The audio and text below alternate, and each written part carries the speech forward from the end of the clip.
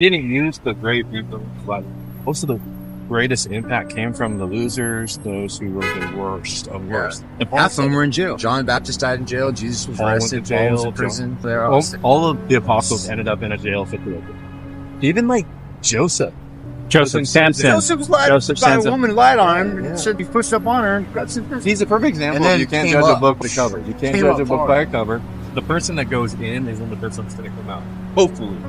If you find your North Star, which is God. Dude, I got out 10 years early. You got out.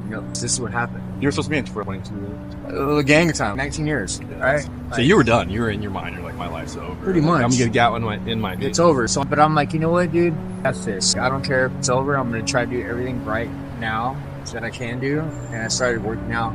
You already worked out, but I started talking to everybody, trying to help people, and I speak super positive and trying to just be there for a lot of people and putting myself out there, just being cool and being righteous as hell. Because I know my thing was not, and I started a domestic violence class, and I was helping men get chronos so they can get released. And we started coaching them how to come, what they need to be to get released. Yeah, sure. And then get that piece of paper that goes in their file, so when they go to parole board, you completed a class, cool, voluntary, nice. And then all of a sudden I get this letter saying you're getting resentenced. Because of all the stuff that you were doing. Let me ask you this. This is one of the harder questions for people that have gone through hell. Do you think that if you didn't go through what you did, you would be who you are? Do you think you might have been dead? Do you think you would have ended shorter than you would maybe have? If I wasn't dead physically and spiritually. Right. So sometimes God takes us through the ringer to turn us into a steak, and he's like, I'm going to make you some ground meat. I have a philosophy about that. The sword of the Spirit, they talk about it in Ephesians. How does a sword made? You have to freaking put that thing in the furnace, take it out, smash it with a hammer.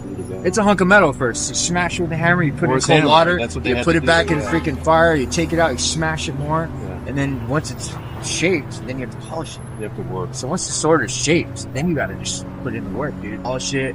And then once the sword's made, then you have to be able to wield it properly with technique. You can't give somebody a samurai sword and they might cut off their legs. Straight up. So the sword of the Spirit is a powerful thing that not a lot of people look into. They're like, the sword of the Spirit, cool. But that's a deep philosophy right there. Even that right there is powerful, dude. So you were refined.